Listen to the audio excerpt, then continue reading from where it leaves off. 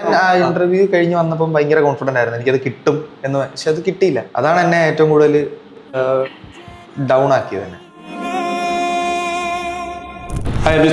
അപ്പോൾ UX ഡെവലപ്പറായിട്ട് place ആയിരിക്കുകയാണ്. ഇപ്പോൾ BC കഴിഞ്ഞ് സാധാരണ എല്ലാവരും കോഡിങ്ങിലോട്ടാണ് പോവുക അല്ലേ? എന്തുകൊണ്ടാണ് UX എടുക്കാനുള്ള റീസൺ? ഞാൻ പണ്ട് മുതലേ എനിക്ക് ഈ ഡിസൈനിങ്, പോസ്റ്റർ ആയാലും അല്ലെങ്കിൽ വീഡിയോ ആയാലും അങ്ങനെ ഡിസൈനിങ് ഫീൽഡിലോട്ട് എനിക്ക് ഭയങ്കര താല്പര്യം ഉണ്ടായിരുന്നു. അങ്ങനെ ഡിഗ്രി കഴിഞ്ഞ് ഇപ്പം കോളേജിലാണല്ലോ, അപ്പോൾ അങ്ങനെ കോഡിങ്ങും വലിയ താല്പര്യമില്ല. അങ്ങനെയാണ് ഡിസൈനിങ് ഫീൽഡിലോട്ട് എനിക്ക് ഇൻട്രസ്റ്റും ഉണ്ട്. അങ്ങനെയാണ് വരാൻ.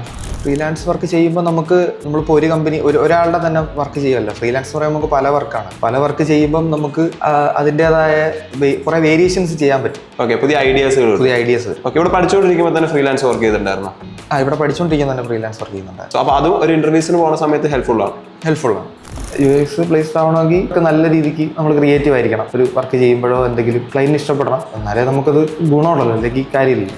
എല്ലാ ടീച്ചേഴ്സ്, ഇപ്പം പഠിപ്പിക്കുന്ന ടീച്ചേഴ്സ് അല്ലെങ്കിൽ പോലും ബാക്കിയുള്ള ബാക്കി കോഴ്സ് എടുക്കുന്ന ടീച്ചേഴ്സ് ആണെങ്കിൽ പോലും നമ്മളെ ഭയങ്കര സപ്പോർട്ട്. പിന്നെ പ്ലേസ്മെന്റ് ടീമാണെങ്കിലും എല്ലാവരും ഭയങ്കര സപ്പോർട്ടീവാണ്. കണ്ടിന്യൂസ് ഡേയ്സിൽ ഇന്റർവ്യൂസ് വരുന്നുണ്ടെങ്കിൽ നമ്മളെ വിളിക്കുകയും അങ്ങനെ നമ്മളെ കൊണ്ട് പുഷ് ചെയ്യിക്കും. അങ്ങനെ ഇന്റർവ്യൂ അറ്റൻഡ് ചെയ്യുമോ, അത് ഫീഡ്ബാക്ക് എന്താണ് എല്ലാം നമ്മളെ വിളിച്ച് ചോദിക്കും.